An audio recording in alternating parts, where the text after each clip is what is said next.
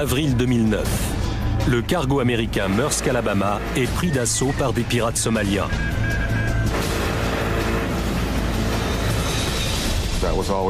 C'est ce que j'ai toujours redouté, les voir monter à bord. Un Somalien pointait une arme automatique sur nous. Je savais que c'était sérieux. Aussitôt, les 20 membres de l'équipage décident de se défendre. On s'est tous regardés et c'était évident que personne n'allait se rendre.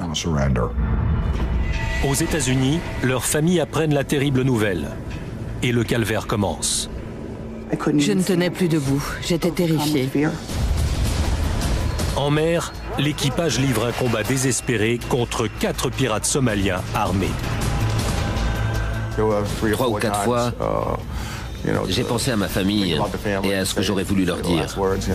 Voici l'histoire incroyable des héros qui se sont battus pour sauver leur bateau et leur capitaine. Ça ne pouvait pas arriver sur un navire américain. Richard Phillips, le capitaine, nous livre les détails de cette attaque pirate. À un moment, je n'étais pas sûr de m'en sortir. «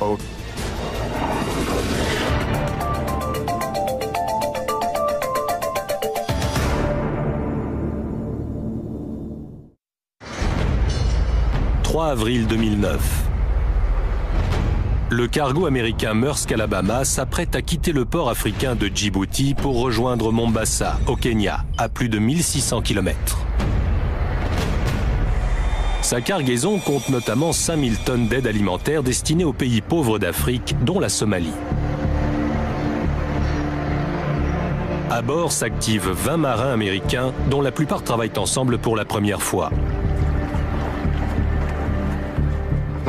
L'équipage du Maersk Alabama était relativement classique. Il y avait des gars de 60, 70 ans et d'autres qui avaient la vingtaine, ce qui est assez courant pour un navire marchand. Quels que soient les types embauchés, on finit tous ensemble sur le même bateau en espérant qu'on réussira à le faire tourner. Et c'est ce qui s'est passé. On a vite fait connaissance et tout a bien fonctionné. Tout le monde connaissait bien son poste. La machine était parfaitement huilée. Mais le Maersk Alabama ne va pas faire un voyage ordinaire. Depuis des années, les navires marchands qui sillonnent l'océan Indien sont la cible de pirates venant de Somalie, un pays ravagé par la guerre. Leur stratégie est simple: arraisonner le navire, prendre l'équipage en otage et demander des rançons faramineuses. Le capitaine du Maersk Alabama, Richard Phillips, est bien conscient du danger. Je navigue en tant que capitaine depuis 1991, ça fait 19 ans. Je savais qu'il y avait des pirates sur notre trajet, car je parcourais la zone depuis près de 5 ans. Et comme je l'ai dit à mon équipage, la question n'était pas de savoir si nous allions nous faire attaquer, mais plutôt quand. Je connaissais le secteur, et j'étais conscient des risques et des problèmes qu'il pouvait présenter. Quand j'ai accepté ce travail, j'ai jeté un œil à la zone que le navire allait traverser et je savais qu'il y avait des pirates là-bas. Tout le trajet allait s'effectuer à proximité de la Somalie, donc je savais que ce serait une traversée risquée. Tout comme les marins, leurs proches étaient conscients des risques. Je ne dirais pas que je m'y attendais, mais j'ai toujours gardé ce risque à l'esprit. Ça pouvait toujours arriver. Quand John est rentré à la maison et qu'il m'a annoncé qu'il allait en Somalie, j'étais très inquiète. Je ne voulais pas qu'il y aille. Ma fiancée et mes belles-filles étaient inquiètes. Et moi aussi d'ailleurs. Mais c'est mon gagne-pain. Et nous avions besoin de cet argent pour payer nos factures. Ken Quinn, le lieutenant du navire, est lui aussi inquiet. C'est son premier voyage depuis l'arrivée d'un nouveau membre dans sa famille. J'appréhendais cette mission sur le Maersk Alabama à cause des récentes attaques de pirates. Et je venais d'avoir mon deuxième petit garçon. L'aîné, Jason, a 3 ans. Et je suis très attaché à lui. Comme souvent, Ken et sa femme Zoya n'apprennent sa destination que quelques jours avant. Ken a su qu'il partait à peu près 3 jours avant le départ. Et c'est souvent comme ça que ça se passe. Il ne sait jamais vraiment quand il va partir. Et un jour avant, ils lui ont dit qu'il allait en Afrique. Le Maersk Alabama quitte Djibouti pour Mombasa, un voyage prévu sur 7 jours qui commence paisiblement. Mais alors qu'ils atteignent les eaux somaliennes, l'équipage se rend compte qu'ils sont entourés de pirates. On savait qu'ils étaient là. On pouvait les suivre sur les radars. On a vu différents bateaux décrire des cercles ou des trajectoires irrégulières, contrairement aux navires marchands qui suivent toujours des voies bien définies. On savait qu'ils étaient là. Tandis que la nuit tombe, ce 7 avril, Ken Quinn observe depuis la passerelle plusieurs hors-bord pirates qui les suivent. Il y avait 3 petits bateaux pirates qui nous ont poursuivis pendant près de 45 minutes. L'un d'entre eux nous a appelés par radio et nous a dit « Arrêtez le bateau, pirates somaliens ». Le plus proche était à moins de 2 km. Puis ils ont fait demi-tour et ils sont repartis. C'était comme s'il y avait du sang dans l'eau et que les requins commençaient à nous traquer. On risquait l'abordage. On savait ce qui nous attendait.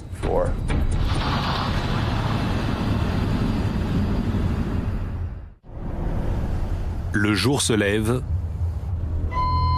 et l'équipage entend ce qu'il redoutait. À tout l'équipage, ici le capitaine. Nous allons être abordés. Une fois à bord, s'ils étaient bien équipés et disposés de ce qu'il fallait, on était fichus.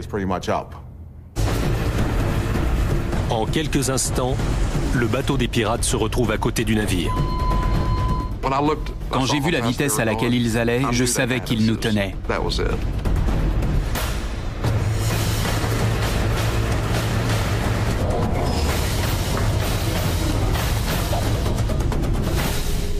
Le sous-lieutenant Colin Wright essaie de repousser l'attaque. Je m'apprêtais à leur envoyer une fusée éclairante. L'idée était d'essayer de leur rendre la tâche plus ardue et de leur montrer qu'on avait encore de la ressource, même si ce n'était pas grand-chose. Avant que j'aie pu la tirer, ils m'ont tiré dessus, à balles réelles. Se faire tirer dessus, c'est terrifiant. Et ça a un côté surréaliste quand on voit les trous dans le parevent de la passerelle. À tout l'équipage, ici le capitaine. Préparez-vous à un abordage. Pirates somaliens du côté nord. Complètement dépassé, l'équipage sait qu'il ne peut échapper à l'inévitable. C'est pas une manœuvre, c'est la réalité. En quelques secondes, les pirates arrivent sur le Maersk Alabama. C'est ce que le capitaine Phillips a toujours redouté. Le premier coup dur a été de les voir monter à bord. Je savais que c'était une étape critique.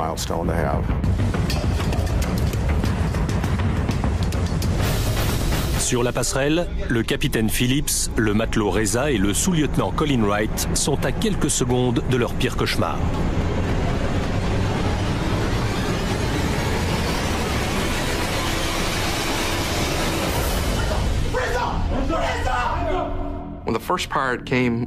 Quand le premier pirate est entré par l'aileron de passerelle en nous menaçant avec son AK-47, c'est là qu'on a vraiment pris conscience de ce qui se passait. Le pire était en train d'arriver. Un Somalien pointait une arme automatique sur nous.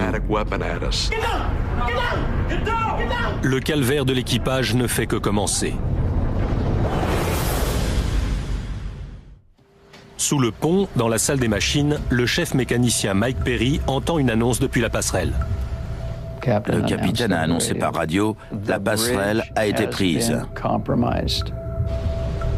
Le message était très clair. C'était sa manière de nous dire qu'il était tenu en joue. Ils ne surveillaient pas très bien les communications. Alors j'ai pu tenir l'équipage informé de chaque étape. La passerelle a été prise, occupez-vous du pilotage, coupez le moteur, il faut l'arrêter. Perry, qui a servi dans la marine, comprend immédiatement que le capitaine n'a plus le contrôle du navire.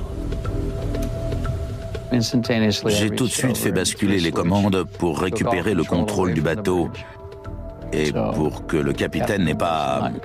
Enfin, mon chef n'étant plus là, c'était à moi de prendre les commandes. Mike Perry devient effectivement le capitaine du cargo. Sur la passerelle, les pirates découvrent qu'ils ont touché le gros lot avec le Maersk Alabama. Quel pays? États-Unis, américain. Américain?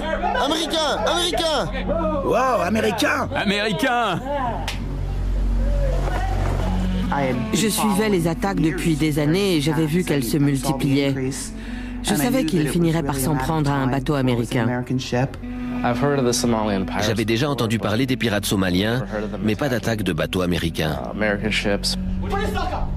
Ils étaient si contents d'être enfin tombés sur un navire américain.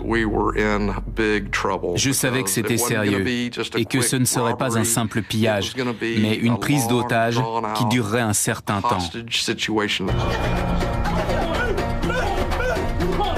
Les pirates ont l'intention d'emmener le Maersk Alabama et son équipage en Somalie, d'où ils réclameront une rançon de plusieurs millions de dollars. Tel est leur plan. Mais ce n'est pas un équipage comme les autres. Je crois qu'il était évident pour tous que nous n'allions pas tranquillement passer la nuit avec les pirates. Je me suis dit que ce serait peut-être mon dernier jour. Que je ne quitterai peut-être pas ce bateau vivant. Et que je mourrai en me battant. Je n'arriverai pas vivant en Somalie. Je ne pouvais pas vivre ça, ni l'imposer à ma famille. L'équipage du Maersk Alabama s'apprête à riposter. Mon expérience me dit de ne pas leur laisser le contrôle du bateau et que c'est le seul moyen de les combattre. 3 hommes, dont le capitaine étant retenu en otage, les autres savent qu'ils ne doivent pas se faire prendre. Mike Perry leur ordonne de venir sous le pont et il continue à sécuriser le bateau. Il faut fermer tout ce qui peut l'être, puis passer au niveau inférieur et continuer à vérifier toutes les portes et les écoutilles pour les verrouiller. Ils se dirigent ensuite vers un abri appelé la planque, situé dans les entrailles du bateau. Personne n'a hésité, personne n'a craqué. Nous avons tout fait très vite. Une fois l'équipage à l'abri, Perry doit empêcher les pirates d'emmener le navire en Somalie. Grâce aux commandes alternatives, il l'arrête complètement. Tout le bateau était plongé dans le noir. Il n'y avait plus aucune lumière.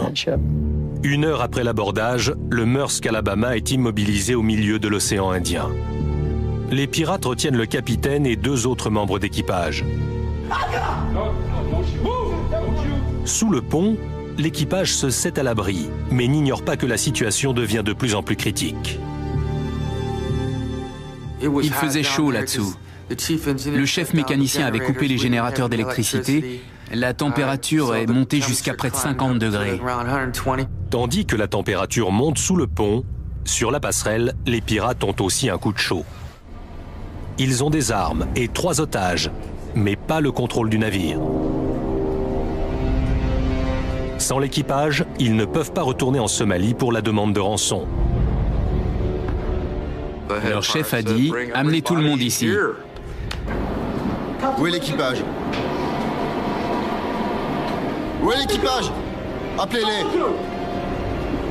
Le capitaine a pris la radio et a demandé à l'équipage de venir sur la passerelle. À tout l'équipage, au rapport sur la passerelle sur le champ. À l'entraînement, on a un mot qui sert de code. Et si le code n'est pas utilisé, ça veut dire qu'il n'est pas prudent de venir sur la passerelle. Et le capitaine ne l'a pas prononcé.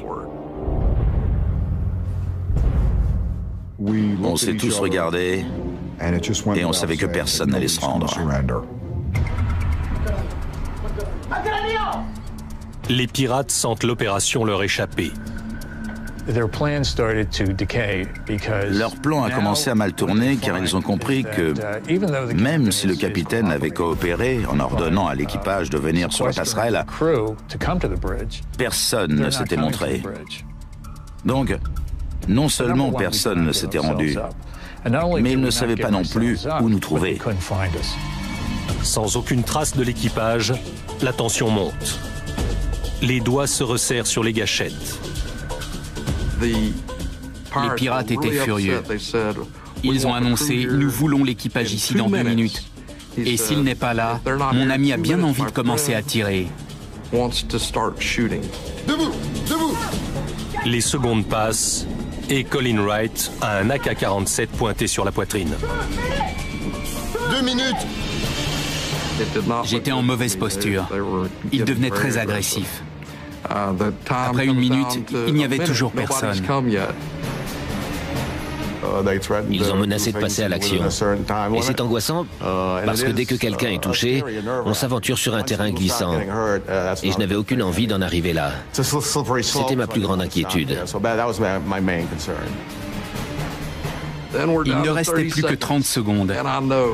Et personne ne peut remonter de la salle des machines en 30 secondes. Les pirates n'allaient pas tarder à s'en rendre compte. Le chef des pirates m'a donné un coup à la poitrine et m'a dit « Va les chercher ».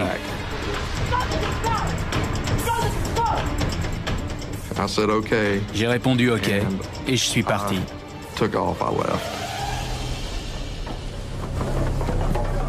Wright n'est jamais revenu sur la passerelle avec l'équipage. Il s'est caché sur le pont. Les pirates décident d'aller les chercher eux-mêmes. Le chef tient le capitaine Philippe Sanjou jusqu'à la salle des machines, où Mike Perry est tapi dans l'obscurité. D'un seul coup, la porte s'est ouverte. Des faisceaux de lampes torches ont balayé la salle des machines. C'était le capitaine, avec des pirates. Je ne sais pas combien. Il devait être à 2 mètres de moi. Perry réussit à ne pas se faire repérer, mais il sait que les pirates reviendront et il lui faut un plan. Mais je devais d'abord reprendre mes esprits. Est-ce que ce que je m'apprêtais à faire était sensé? Mais j'ai envisagé l'autre possibilité, à savoir me faire capturer. Et il était hors de question que je me retrouve dans cette position. Le plan de Perry est très risqué. Il veut essayer de reprendre l'avantage en capturant l'un des pirates. L'idée était de lancer une attaque à cet endroit et de tuer ou de capturer l'un d'eux.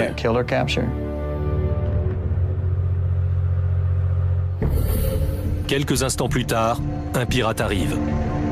C'est le chef, qui marche derrière le matelot Reza.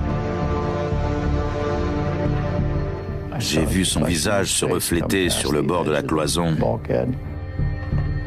et je me suis rué sur lui. Je lui ai mis un couteau sous la gorge et je le poussai vers le bas au niveau du cou.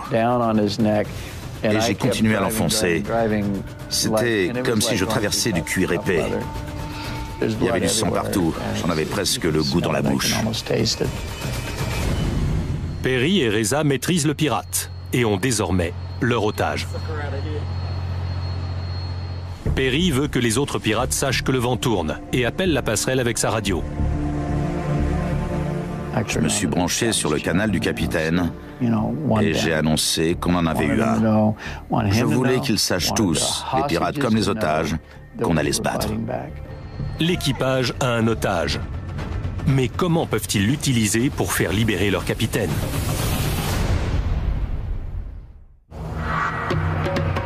À 485 km des côtes somaliennes, la situation prend un tour totalement inattendu pour les pirates somaliens.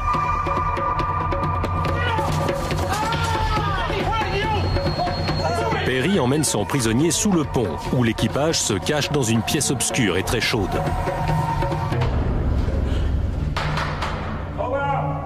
On a ouvert et il a poussé le pirate à l'intérieur. Quand il est entré, il est tombé comme un gros poisson. Quand Perry referme la porte, il entend du raffut à l'intérieur. Je venais juste de fermer la porte et je me suis rendu compte que les gars s'en prenaient à lui.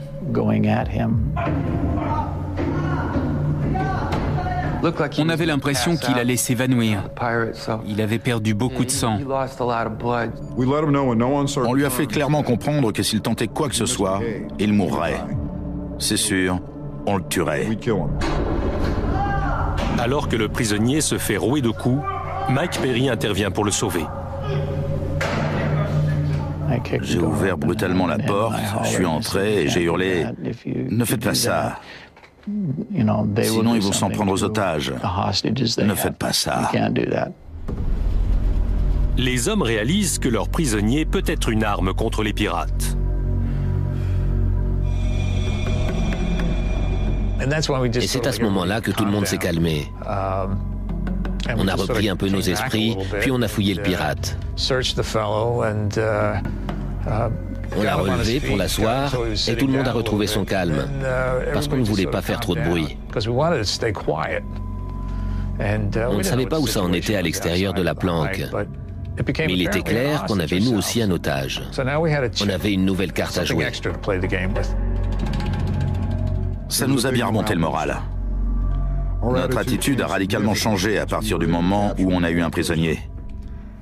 On avait une chance de garder l'avantage. On en avait capturé un.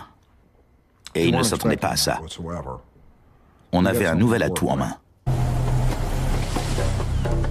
Mais l'équipage a beau avoir un otage, leur capitaine est toujours tenu en joue sur la passerelle. Je ne pensais pas qu'on s'en sortirait, mais je me disais qu'à un moment, il y aurait une occasion pour que quelque chose se produise. Il fallait juste être patient. À quelques mètres de là, le second Shane Murphy se cache dans une salle de communication. Mike Perry lui a demandé d'émettre en continu des appels de détresse vers l'extérieur. Je lui ai dit, Shane, tu prends la radio et tu commences à émettre. Et il m'a répondu, personne ne recevra mon message. Il n'y a aucun bateau pour le recevoir. Personne ne répondra. Mais sans qu'il le sache, ces messages passent. Et à plus de 11 000 km de là, le détournement du cargo fait la une des actualités du matin. On vient d'apprendre que 20 marins américains ont été abordés en pleine mer par des pirates somaliens, à environ 600 km de Mogadiscio. C'est le premier équipage américain à être touché. La nouvelle arrive vite aux oreilles des familles. Je me suis connectée et la une des actualités annonçait qu'un navire américain avait été pris par des pirates somaliens. Mon cœur battait la chamade. J'ai cliqué et le Maersk Alabama était cité dans la première phrase. Je n'ai pas pu aller plus loin. Je suis tombée par terre. Je ne tenais plus debout, j'étais terrifiée. Le fils de 18 ans de Mike Perry, Travis, n'arrive pas à y croire. Au début, ça ne m'a pas du tout paru réel. Ce genre de choses n'est pas censé arriver à quelqu'un d'ordinaire comme moi. Combien de pères se font attaquer par des pirates? Darlene Matthews sait que son mari est en grand danger. J'étais vraiment terrifiée. J'ai commencé à me dire qu'ils allaient les tuer ou que je ne reverrais pas mon mari avant longtemps. Peut-être qu'il ne rentrerait jamais, c'était horrible. J'avais très peur, il faut être honnête. C'était très angoissant. Et même si je faisais bonne figure, en y repensant, je crois que je devais être en mode de gestion de crise. Quand vous faites le maximum pour ne pas y penser et que vous continuez à faire ce que vous avez à faire. Le mot que je ressassais dans ma tête était non. Non, non, non, non, non. Sur le Maersk Alabama, les membres de l'équipage pensent aussi à leur famille. Je pensais à ma famille et à leur avenir. Ils se serreraient les coudes et ils s'en sortiraient. Ça m'a donné de la force. Pas question de les laisser tomber comme ça. À certains moments, j'ai pensé à ma famille. Et je me suis senti mal en imaginant ce fameux coup de fil qu'ils recevraient et à quoi ressemblerait leur vie sans moi. En bas, les membres de l'équipage luttent pour supporter la chaleur. La chaleur était insupportable. On était déjà sur l'équateur et sans aération. Je dirais qu'il devait faire 55 degrés. On était tous trempés de sueur. On dégoulinait. J'avais peur pour certains de mes compagnons. Mais ils ont tenu bon, tous sans exception. Mais tandis que les heures passent et que l'avantage semble être à l'équipage, le danger est toujours présent.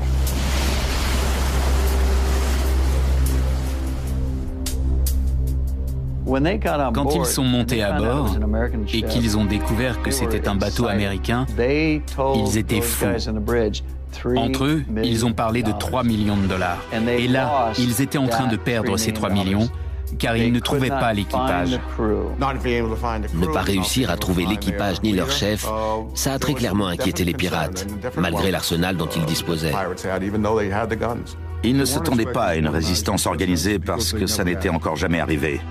Tous les autres navires avaient été faciles à prendre. Mais ils ne s'en étaient jamais pris à un bateau américain. Et on leur a remis les pieds sur terre.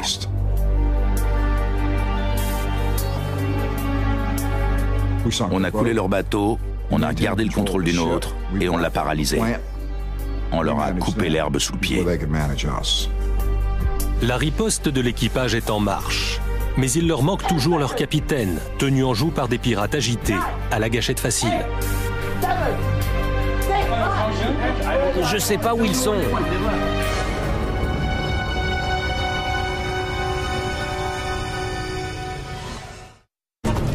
12 heures après l'assaut lancé par des pirates somaliens sur leur bateau, les hommes du Maersk Alabama continuent à se défendre. Sous le pont, le chef mécanicien Mike Perry contacte le second Shane Murphy, qui a quitté la salle de communication pour mieux voir les pirates sur la passerelle. J'ai appelé Shane pour lui dire que les pirates voulaient partir. Il leur fallait une porte de sortie. Tout le monde a pensé aux 2 bateaux de sauvetage. Qu'on leur en donne un et tout ce qu'ils veulent avec. Mais qu'ils s'en aillent. Les pirates ont perdu le contrôle des opérations et deviennent de plus en plus nerveux. Ce qui m'inquiétait, c'était de les voir perdre pied. J'essayais juste de maintenir un certain calme en espérant que quelque chose arrive. J'attendais le bon moment. Plus tard dans l'après-midi, Murphy leur propose un marché. Je leur ai proposé de prendre un bateau de sauvetage, l'argent du navire et de partir. Il n'y aurait aucun blessé. On voulait juste qu'ils s'en aillent et on était prêt à les y aider. Shane Murphy et Mike Perry vivent alors une pénible attente.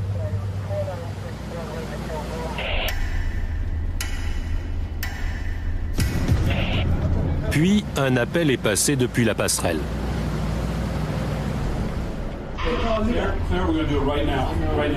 C'est le capitaine. Les pirates acceptent le marché. Au début de l'après-midi, ils voulaient vraiment quitter le navire. Alors je leur ai dit que je pourrais les aider à partir. Les pirates acceptent d'échanger le capitaine contre leur chef que l'équipage retient en otage sous le pont et de partir à bord de l'un des bateaux de sauvetage. Le capitaine a appelé et nous a dit « Quand le bateau sera à la mer et que vous serez en sécurité, préparez le navire pour le départ et on procédera à l'échange. » 12 heures après l'abordage de l'Alabama, la fin du drame semble proche.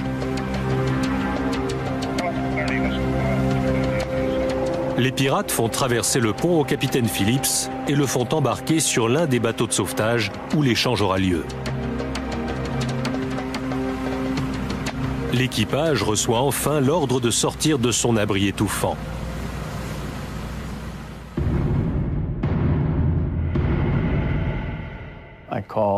J'ai dit à tout le monde de sortir de la pièce et, comble de l'horreur, j'ai vu des corps inanimés. J'avais 3 mécaniciens et tous auraient dû aller à l'hôpital. Ils étaient dans un état grave. Avec le capitaine et les pirates qui attendent, l'équipage doit maintenant trouver la force de procéder à l'échange. Je les ai appelés un par un. Ils se levaient chacun leur tour. Et je leur expliquais doucement ce que j'attendais d'eux exactement. Et tous, sans exception.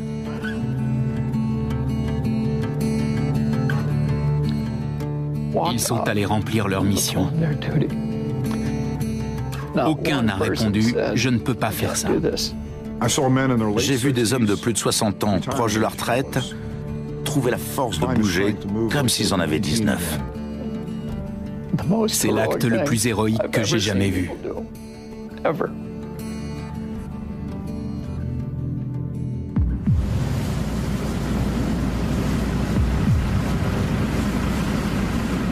Depuis le pont, Shane Murphy coordonne l'échange.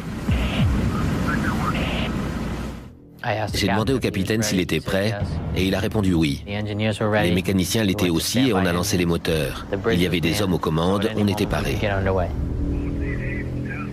Shane a appelé et il m'a dit « Ok chef, on est prêt pour l'échange. Les gars peuvent amener le pirate. » Je l'ai fait monter sur le pont et ma mission consistait à le surveiller et à le relâcher au moment convenu. La nuit est tombée. Il est temps pour l'équipage de libérer leur otage.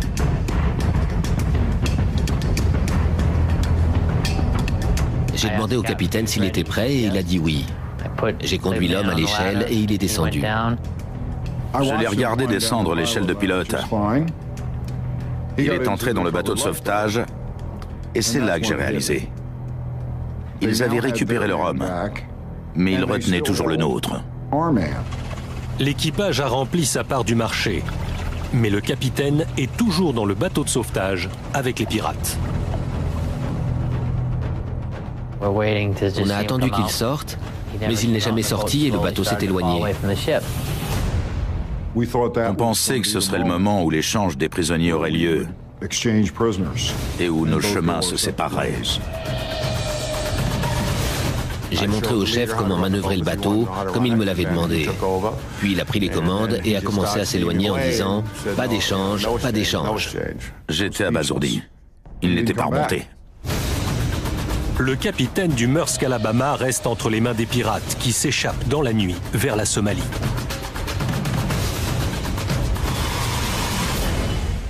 Quand ils ont emmené le capitaine, je me suis dit que ça ne pouvait pas arriver. Pas sur un navire américain. Peu importe qui ils étaient, ils n'allaient pas s'en tirer comme ça. D'une manière ou d'une autre, on allait le récupérer. Mais leurs chances de récupérer le capitaine Phillips sont minces.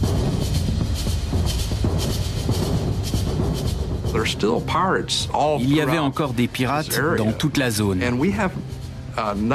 Et on n'avait rien pour se défendre. Mais on est resté pour sauver notre équipage. Le capitaine en faisait partie et on ne partirait pas sans lui.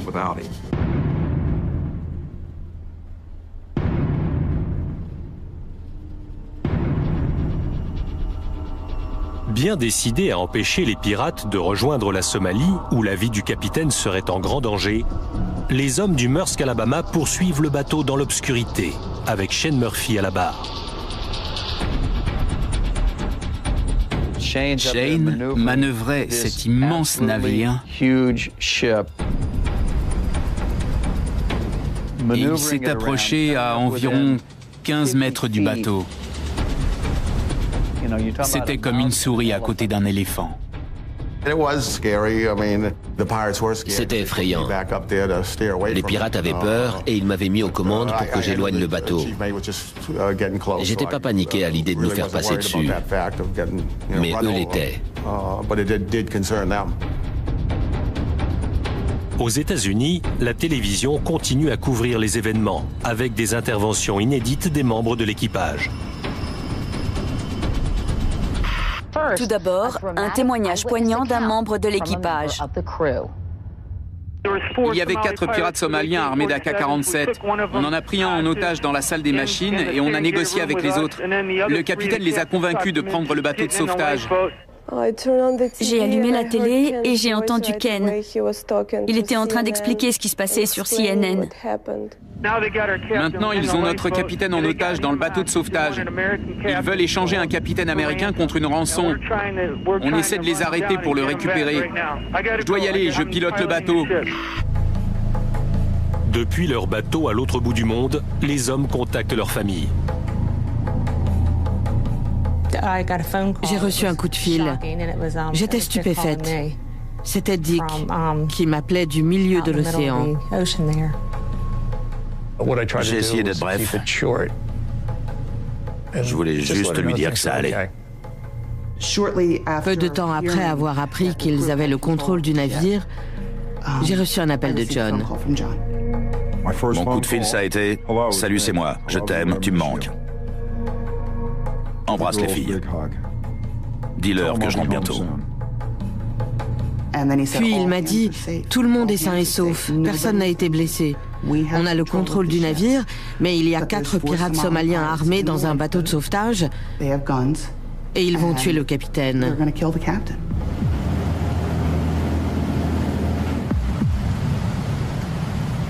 En mer, l'équipage épuisé lutte pour continuer à suivre le bateau de sauvetage.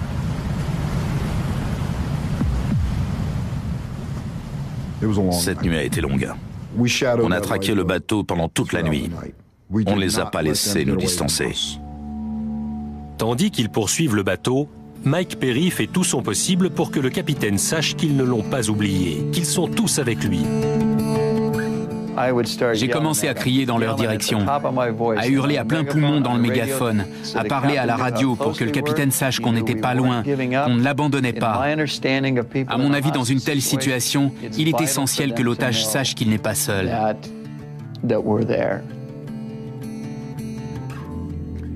Et je voulais qu'il le sache.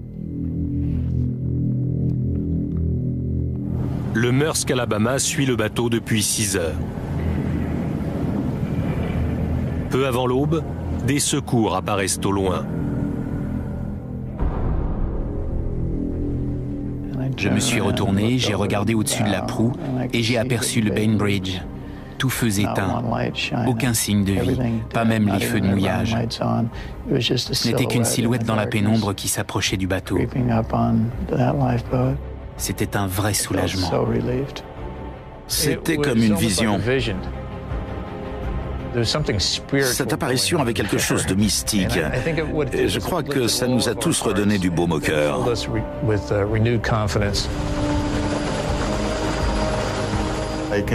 Il est arrivé avec des lumières, des projecteurs et un système de sonorisation. Les pirates n'ont pas aimé les lumières et leur ont demandé de les éteindre. C'était bon de les voir. Le destroyer américain USS Bainbridge a forcé l'allure toute la journée pour arriver sur les lieux. Un avion de surveillance de la marine est aussi arrivé ce soir. Nous aurons plus de détails dans quelques instants. J'ai su que tout se passerait bien quand j'ai appris aux infos que le Bainbridge était sur place.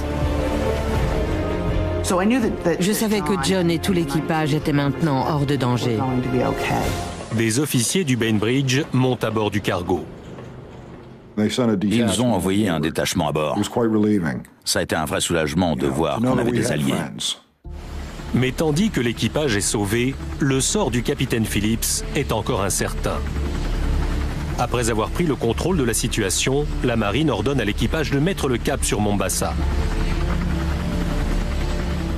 On ne voulait pas partir, mais ils nous ont dit qu'ils avaient appris que des pirates venaient secourir leurs camarades et qu'il fallait qu'on quitte le secteur. Près d'un jour après l'attaque, le Maersk Alabama reprend sa route vers le Kenya. Mais à bord, l'heure n'est pas encore à la fête.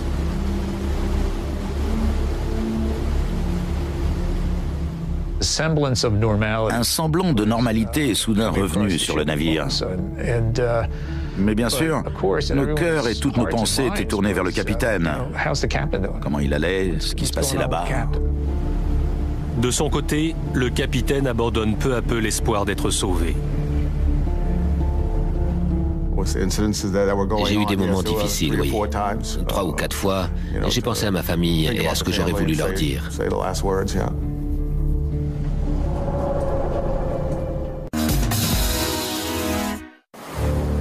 Le Maersk Alabama poursuit son chemin vers Mombasa. Il n'est plus sans défense, mais toujours en zone dangereuse.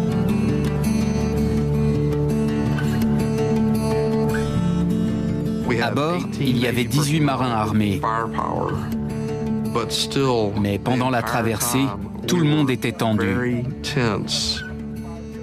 On avait tout de même quelques frissons, parce qu'il était question d'autres pirates qui suivaient le Maersk Alabama pour le récupérer.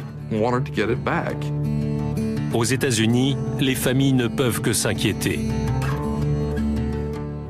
C'était une bonne chose qu'ils aient des militaires à bord et qu'ils aient repris leur route. Mais je savais qu'il y avait encore un risque que d'autres pirates essaient d'aborder leur navire.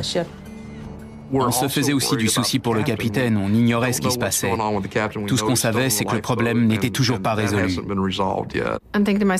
me disais que Richard devait être épuisé et que je ne pouvais rien faire pour lui. Comment pouvais-je ne pas être à ses côtés? Dans l'océan Indien, la marine mène une intense guerre des nerfs contre les pirates qui retiennent le capitaine Phillips. J'espérais juste qu'il fasse au mieux. Je voyais mes chances s'envoler et à un moment, je n'étais plus sûr de m'en sortir. Les pirates savent que leur plan a échoué et qu'ils sont désormais cernés par la puissante marine américaine. J'ai eu des moments de désespoir quand j'étais toute seule et que je me faisais peur avec ce fameux « ici ». Il est dans un petit bateau de sauvetage avec 4 hommes armés. Je n'arrêtais pas de me demander s'ils avaient bien pris les meilleurs pour négocier sa libération. Tandis que les négociateurs du FBI travaillent sans relâche, le Maersk Alabama finit par accoster à Mombasa. À bord, l'équipage ne se doutait pas de l'ampleur qu'avait prise leur aventure. Je pensais qu'on avait brièvement parlé de nous aux infos du soir, ou sur quelques lignes dans le journal. J'étais loin d'imaginer que tous les yeux étaient braqués sur nous. Je n'avais pas saisi l'ampleur de la situation. Nous allons mobiliser plusieurs de nos ressources, dont la marine et le FBI. À Washington, la crise finit par être traitée par le commandant en chef. Le président Obama lui accorde toute son attention. Nous devons nous assurer que les auteurs de ces actes de piraterie seront punis pour leurs crimes. Les forces spéciales de la marine sont déployées. Et après 5 jours infructueux, avec le feu vert du président, elles mettent fin à la crise.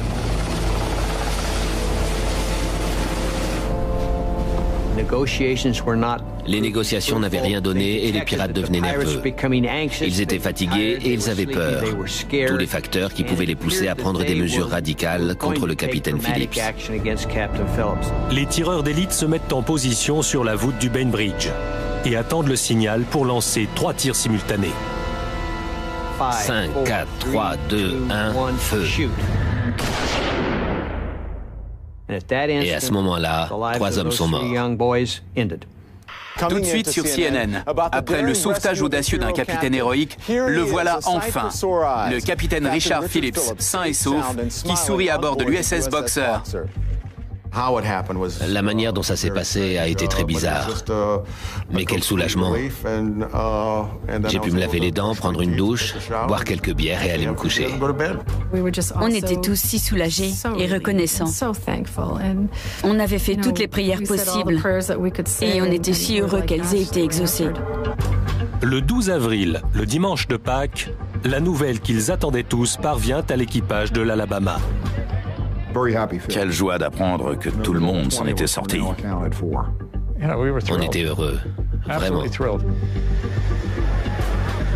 9 jours après l'abordage, l'équipage arrive à la base aérienne d'Andrews, dans le Maryland. Quelle sensation! Quand on a touché le sol, on s'est senti tellement soulagé d'être de retour aux États-Unis.